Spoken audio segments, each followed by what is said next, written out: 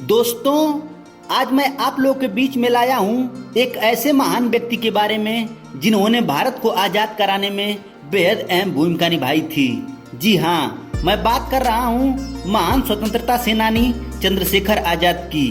दोस्तों, चंद्रशेखर आजाद कहा करते थे कि दुश्मन की गोलियों का हम सामना करेंगे, आजाद ही रहे थे और आजाद ही रहेंगे। दोस्तों, चंद्रशेखर आजाद का जन्म 23 जुलाई 1906 को मध्य प्रदेश के भावरा गांव में हुआ था। उनके सम्मान में अब इस गांव का नाम बदलकर चंद्रशेखर आजाद नगर कर दिया गया है। मूल रूप से उनका परिवार उत्तर प्रदेश के उन्नाव जिले के बदरका गांव से था, लेकिन पिता सीताराम तिवारी को अकाल के कारण अपने पैतृक गांव को छोड़कर मध्य प्रदेश के भावरा का रुख करना पड़ा।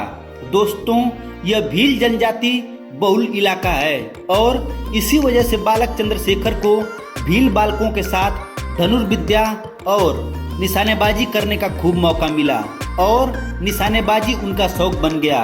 दोस्तों, बालक चंद्रशेखर आजाद बचपन से ही विद्रोही स्वभाव का था।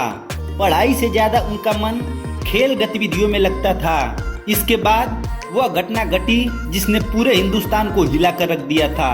दोस्तों, जलियांवाला बाग हत्याकांड ने बालक चंद्रशेखर को झकझोर कर रख दिया था और उन्होंने ईंट का जवाब पत्थर से देने की ठान ली।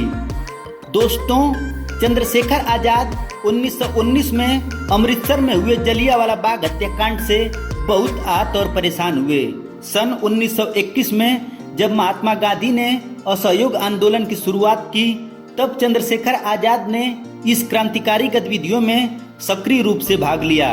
दोस्तों, उन्हें 15 साल की उम्र में ही पहली सजा मिली। चंद्रशेखर आजाद को क्रांतिकारी गतिविधियों में भाग लेने के लिए पकड़ा गया। जब मजिस्ट्रेट ने उनसे उनका नाम पूछा तो उन्होंने अपना नाम आजाद बताया। चंद्रशेखर आजाद को 15 कोड़ों की सजा सुनाई गई। चाबुक के हर एक प्रहार पर युवा चंद्रशेखर भारत माता की जय चिल्लाते थे। तब से चंद्रशेखर को आजाद की उपाधि प्राप्त हुई और वह आजाद के नाम से विख्यात हो गए। दोस्तों, स्वतंत्रता आंदोलन में कार्यरत चंद्रशेखर आजाद ने कसम खाई थी कि वह ब्रिटिश सरकार के हाथों कभी भी गिरफ्तार नहीं होंगे और आजादी की मौत मरेंगे। दोस्तों, असहयोग आंदोलन के स्थगित होने के बाद चंद्रशेखर आजाद और अधिक आक्रामक और क्रांतिकारी आदर्शों की ओर आकर्षित हुए। उन्होंने किसी भी कीमत पर देश को आजादी दिलाने के लिए खुद को प्रतिबद्ध किया। चंद्रशेखर आजाद ने अपने सहयोगियों के साथ मिलकर ऐसे ब्रिटिश अधिकारियों को निशाना बनाया जो सामान्य लोगों और स्वतंत्रता सेनानियों के विरुद्ध दमनकारी नीतियों के लिए जाने जाते थे। दोस्तों, चंद्रशेखर आजाद काकोरी ट्रेन डकैती 1926, वायसराय की ट्रेन को उड़ाने के प्रयास 1926 और लाहौर में लाला लाजपत राय की मौत का बदला लेने के लिए सैंडर्स को गोली मारने 1928 जैसी घटनाओं में शामिल थे।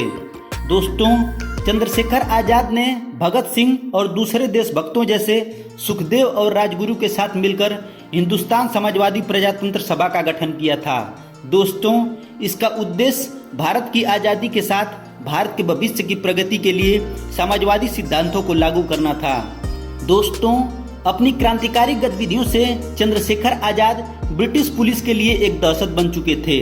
वह उनकी हिट लिस्ट में थे और ब्रिटिश सरकार किसी भी तरह उन्हें जिंदा या मुर्दा पकड़ना चाहती थी।